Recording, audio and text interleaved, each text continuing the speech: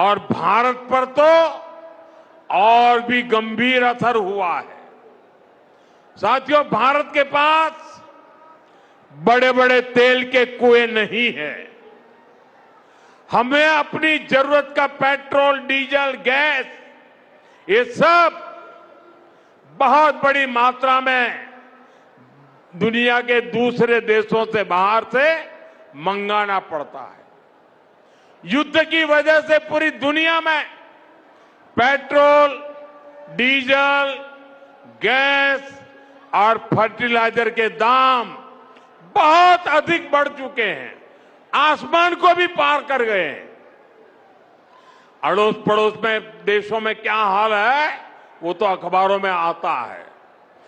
भारत सरकार इस युद्ध के पिछले 2 महीनों से देशवासियों को इस संकट से बचाने के लिए लगातार प्रयास कर रही है।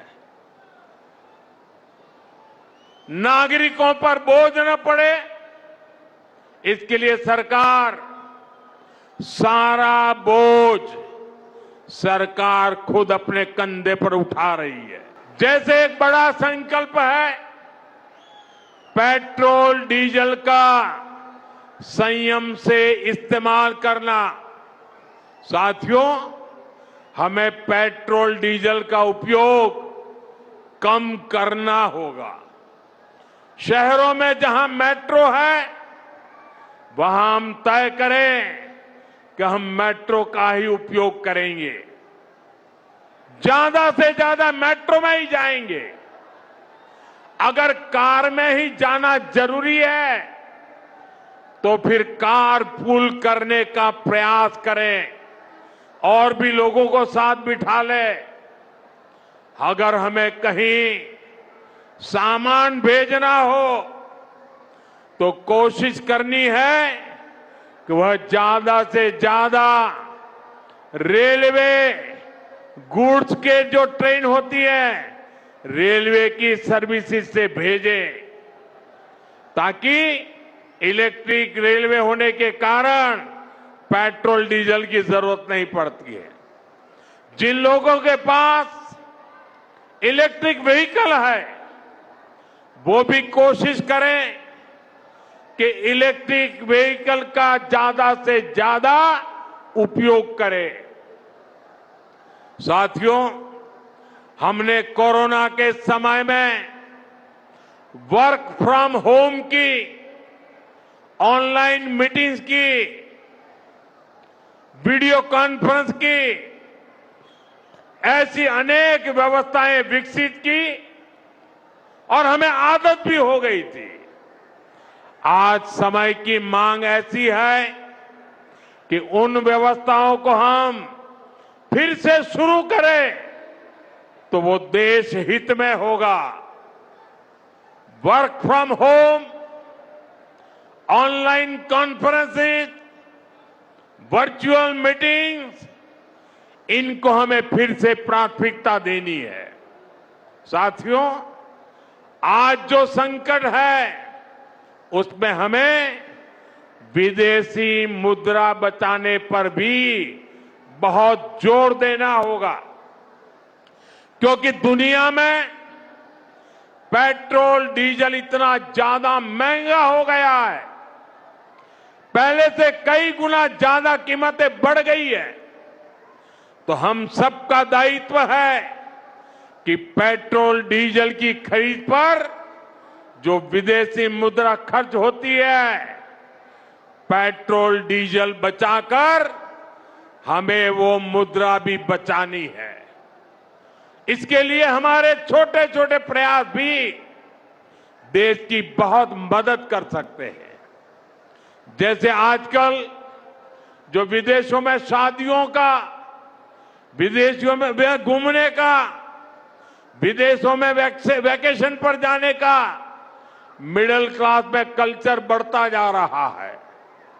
हमें तय करना होगा कि जब ये संकट का काल है और हमारी देशभक्ति हमें ललकार रही है, तो कम से कम 1 साल के लिए हमें विदेशों में जाने की बातों को टालना चाहिए। भारत में बहुत सारी जगह है, वहां हम जा सकते हैं। बहुत कुछ भारत में किया जा सकता है। इस बेटी को नीचे बिठाइए, उसे थक जाएगी। उस बेटी को बिठाइए। वो थैंक यू बेटा, थैंक यू। बैठिए, आप नीचे बैठिए। मैंने देख लिया बेटा, उसको देख लिया। अब आप बैठ जाइए। हाँ, इस छोटी बच्ची को क्यों परेशान करते हो भाई? इन बच्चों को बैठने दीजिए प्लीज। बच्चों को परेशान मत कीजिए जी।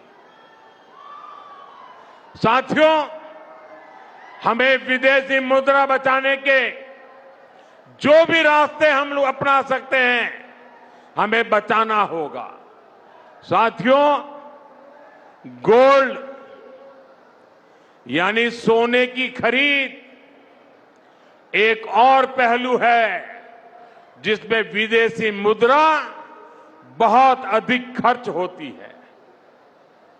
एक जमाना था जब संकट आता था, कोई युद्ध होता था, तो लोग देश हित में सोना दान दे देते थे। आज दान की जरूरत नहीं है, लेकिन देश हित में हमको ये तय करना पड़ेगा कि साल भर तक घर में कोई भी फंक्शन हो, कोई भी कार्यक्रम हो, हम सोने के गहने नहीं खरीदेंगे, सोना नहीं खरीदेंगे। विदेशी मुद्रा बचाने के लिए हमारी देशभक्ति हमें चुनौती दे रही है और हमें इस चुनौती को स्वीकार करते हुए विदेशी मुद्रा को बचाना होगा। साथियों, ये समय एक और बड़े सबक का भी है।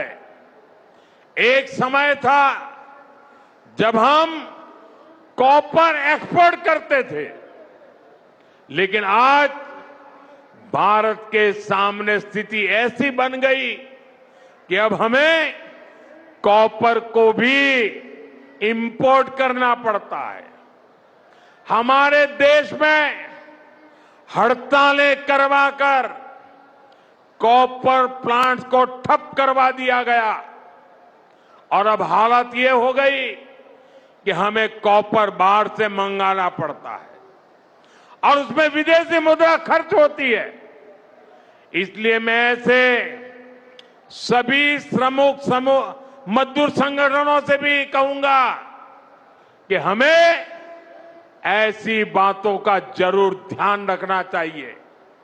भारत को आत्मनिर्भर बनने से जो भी कदम रोकते हैं, उनमें हमें दूरी बनानी होगी और जो लोग ऐसी साजिशों में जुटे हैं, उन पर भी कड़ी नजर रखनी होगी। मैं देश की अदालतों से भी आग्रह करूंगा कि ऐसी स्थिति आने पर देश हित में हमें कोई ना कोई रास्ता निकालने की तरफ बढ़ना चाहिए। साथियों, ऐसे ही खाने के तेल का भी है। इसके आयात के लिए भी बहुत बड़ी मात्रा में हमें विदेशी मुद्रा खर्च करनी पड़ती है। हर परिवार अगर खाने के तेल में खाने का तेल का जो उपयोग करता है, अगर वो कुछ कमी करे, मैंने बार बार कहा है 10% कम करो। अगर हम तेल खाना कम करें ना, तो भी वो देशभक्ति का बहुत बड़ा काम है। आप देश सेवा में योगदान दे सकते हैं और इससे देश सेवा भी होगी और देह सेवा भी होगी। इससे देश के खजाने का स्वास्थ्य भी सुधरेगा और परिवार के हर सदस्य का स्वास्थ्य भी अच्छा रहेगा। साथियों, विदेशी मुद्रा की खपत वाला एक और सेक्टर हमारी खेती है। हम बहुत बड़ी मात्रा में बाहर से केमिकल फर्टिलाइजर इंपोर्ट करते हैं। केमिकल फर्टिलाइजर खेती के कारण हमारी धरती मां को बहुत पीड़ा हो रही है। हमारे खेत बर्बाद हो रहे हैं। अगर आज हम अपने खेत को नहीं बचाएंगे तो भविष्य में फसलों पर भी खतरा आ जाएगा। इसलिए बहुत जरूरी है कि हम केमिकल फर्टिलाइजर की खपत 25%, 30%, 40%, 50% उसको घटाए, आधी कर दें और हम उसके साथ साथ नेचुरल फार्मिंग की तरफ बढ़े। हम फर्टिलाइजर का उपयोग कम करके विदेशी मुद्रा भी बचा सकते हैं और साथ साथ अपने खेत को बचा सकते हैं, हमारी ये धरती मां को बचा सकते हैं। और यह हमें करना ही होगा। आज वैश्विक संकटों से जो चुनौतियां आई है, हमें उन चुनौतियों को परास्त करना होगा। साथियों, भारत सरकार खेतों में डीजल पंप की जगह सोलर पंप की योजना चला रही है। हम खेतों में डीजल पंप की जगह सोलर पंप का उपयोग करने का जोर देना होगा। मैं कोविड काल में भी आग्रह करता था कि हम स्थानीय चीजें खरीदें, वोकल फॉर लोकल के मंत्र को लेकर चले। हम मेड इन इंडिया चीजें खरीदकर भी विदेशी मुद्रा बचा सकते हैं और हमारे देश में स्थानीय उत्पादन की कोई कमी नहीं है। चाहे जूते हो, पर्स हो, बैग हो, हमें स्वदेशी पर बल देना चाहिए। और मैं ये नहीं कह रहा कि जो आपके पास विदेशी चीजें खरीदी हुई है, विदेशी ब्रांड की है, उनको जाकर के फेंक दो, ऐसा मैं नहीं कह रहा हूं। लेकिन मेरा आग्रह है कि नए विदेशी प्रोडक्ट हमें नहीं खरीदने चाहिए। और वाकई हमें कई बार अंदाजा तक नहीं होता कि रोजमर्रा की कितनी सारी चीजें विदेशी है जो हम ऐसे ही यूज कर रहे हैं। और साथियों, जब मैं बात स्वदेशी की करता हूं तो लोगों को लगता है कि दिवाली के दिए खरीदो मतलब स्वदेशी हो गया। ये तो भ्रम फैलाने वाली बातें हैं। इससे सफलता नहीं मिलती है। हमें घर के उपयोग में आने वाले सामान की लिस्ट बनानी है। देखना चाहिए कितनी विदेशी चीजें घुस गई है, पता ही नहीं है। कैंची हो, कंघी हो, छोटी छोटी चीजें, टूथपिन, टूथब्रश, कितना सारा सामान विदेश से हमारे घर में घुस गया है। फिर इस लिस्ट से हमें हो सके उतना जल्दी स्वदेशी में बदलना चाहिए।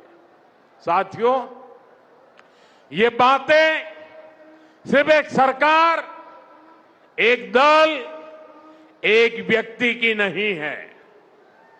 ये बीजेपी का भी मुद्दा नहीं है, ये देश का मुद्दा है। और इसके लिए हर नागरिक, हर राजनीतिक दल, हर सरकार, हर समाज, हर संगठन को संकल्पबद्ध होगा। मैं मीडिया के साथियों से भी देश हित में आगे आने के लिए आग्रह करूंगा। आइए देशभक्ति का भाव जगाएं और देश को जो वैश्विक संकट चल रहे हैं, देश उस संकटों का लाभ ले, परिस्थिति पे सवार हो जाए, ऐसा वातावरण बनाने के लिए हमें योगदान देना होगा और तभी जाकर के देश सफल होगा। ऐसे संकल्प जब हर नागरिक पूरी ईमानदारी से सिद्ध करेगा तो भारत हर संकट में जरूर विजयी होगा।